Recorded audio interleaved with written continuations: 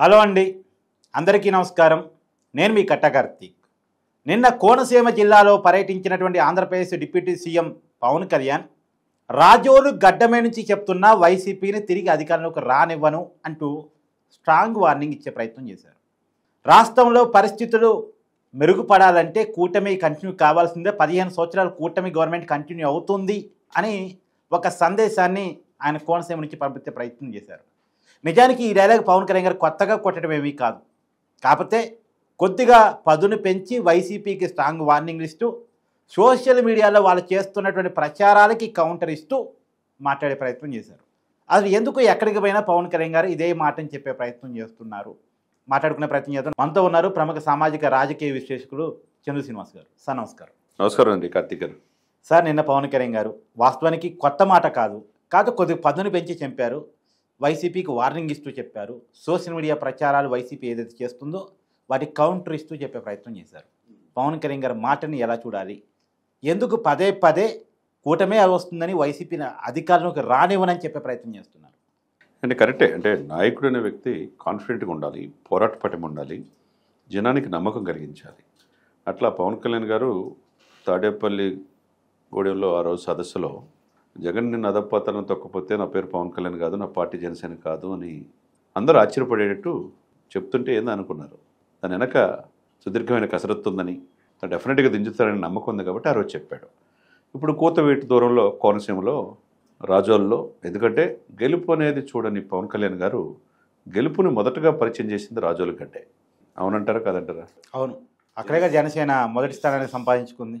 ఇప్పుడు కూడా రెండోసారి కూడా ఇది రాజోలు గెలిచింది. ఎవరు వచ్చినా కానీ గెలుస్తున్నారంటే దాని పట్ల ఆ రాజోలని ప్రత్యేకమైన దృష్టి పెట్టారు.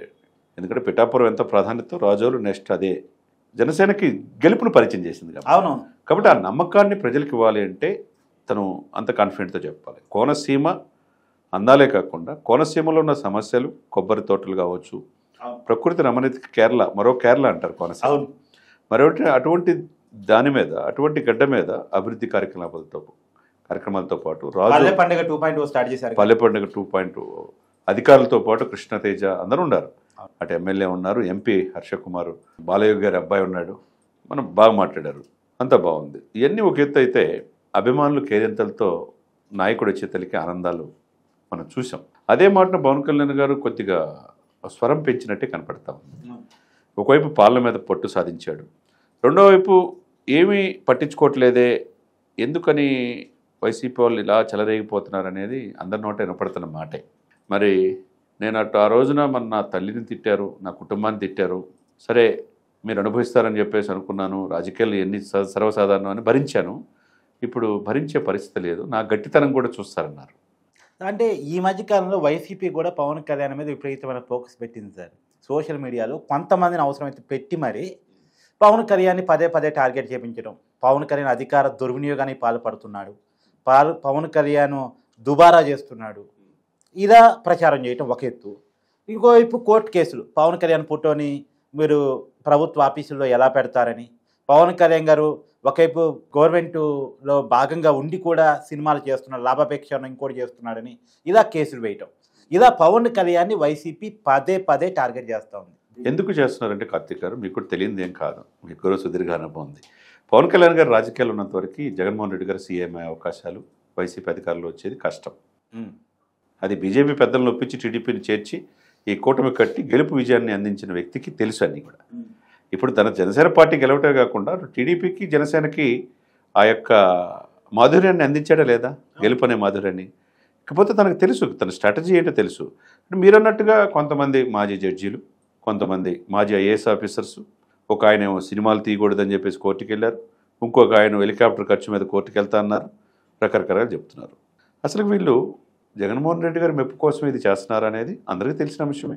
నాకు ఆశ్చర్యం ఏంటంటే మొన్న అక్రమాస్తుడి కేసులో తాడేపల్లి ప్యాలెస్ నుంచి బయలుదేరి ఒక స్పెషల్ ఫ్లైట్లో హైదరాబాద్ వచ్చి ఇక్కడ లోటస్ పాండ్ని చూపించి మళ్ళీ పోయి బెంగళూరు ప్యాలెస్కి వెళ్ళారు. బేగంపేట నుంచి బ్రేక్ఫాస్ట్ ఏమో తాడేపల్లి ప్యాలెస్, లంచ్ ఏమో లోటస్ పాండ్, డిన్నర్ ఏమో బెంగళూరు ప్యాలెస్, వచ్చిందేమో స్పెషల్ ఫ్లైట్. ఇది దుబారానా? ఒక కోర్టు కేసు కోసం పవన్ కళ్యాణ్ గారు ప్రజా కార్యక్రమాల్లో వెళ్తే దుబారానా? పల్లెవాళ్ళు సార్, ఇప్పుడు ఆయన అధికారంలో ఉన్నా లేకపోయినా 10 సంవత్సరాల నుంచి పార్టీ నడిపి బిడ్డల డిపాజిట్లే కొన్ని కోట్ల రూపాయలు తీసి కౌలు రైతులకు ఇచ్చాడు. అవును. ఏ రోజున జగన్మోహన్ రెడ్డి గారు ఇచ్చారు వాళ్ళ నాయకుడు, వీళ్ళు చెప్పిన నాయకుడు. ఆయన సినిమాలు కూడా తీయకూడదు అంటున్నారు. ఏదైనా రాజ్యాంగంలో రాసి ఉందా సార్? ఎంజీఆర్ సినిమాలు తీయలేదా? సినిమాల నుంచి రాజకీయాలు లేదా? సరే, ఎన్టీ రామారావు గారు సినిమాల్లో ముఖ్యమంత్రి అయిన తర్వాత కూడా సినిమా తీసాడా లేదా? మేజర్ చంద్రకాంత్. తర్వాత విజయకాంత్ ఏంటి పరిస్థితి? తర్వాత జయలలిత గారు ఏంటి? వీళ్ళ సినిమాల్లో రాజకీయాలు రాకూడదా? సినిమాల్లో ఉంటే మంచిదే సార్. రాజకీయాల్లో వస్తే వీళ్ళు సీట్లు ఖాళీ అయిపోతాయి. రోజా షో చేయొచ్చు కానీ రోజా జబర్దస్త్ షో చేయొచ్చు. సరే, ఏదేమైనా కానీ పాప విజయ్ కుమార్ గారు రిటైర్డ్ అయ్యేసు, లేకపోతే శ్రావణ్ కుమార్, జడ శ్రావణ్ కుమార్ వీళ్ళే ఎప్పుడు లేని విధంగా ఎక్కువగా ఫోకస్ అంతా కూడా పవన్ కళ్యాణ్ గారి మీదే ఉంది, చంద్రబాబు నాయుడు గారి కంటే. ఎందుకు ఉందంటే, నేను పదబద్దాలు చెప్తున్నా, ఇదే చెప్తున్నా, ఆ రోజు కూడా చెప్పా. కేవలం జగన్మోహన్ రెడ్డి గారు అధికారంలో పోవటానికి కారణం పవన్ కళ్యాణ్ గారు అవుతుంది. పవన్ కళ్యాణ్ గారు వ్యక్తిగతంగా దూషిస్తున్నారు. పవన్ కళ్యాణ్ గారికి అధికారం మీద వ్యామోహం లేదు, డబ్బు సంపాదించాలని ఆకాంక్ష లేదు, ఆయనకి ఎటువంటి పరిశ్రమలు లేవు, ఎక్కడ సీఎం దగ్గరికో ప్రధానమంత్రి గారి దగ్గరికి వెళ్ళి నాకు ఈ పని కావాలని అడిగే ఇది కూడా లేదు. కేవలం ఈ దేశం కోసం, ఈ రాష్ట్ర ప్రజల భవిష్యత్తు కోసం వస్తున్నాడు కాబట్టి ఆయన్ని ప్రజలు వింటారన్న సక్సెస్ రేట్ చూసాం.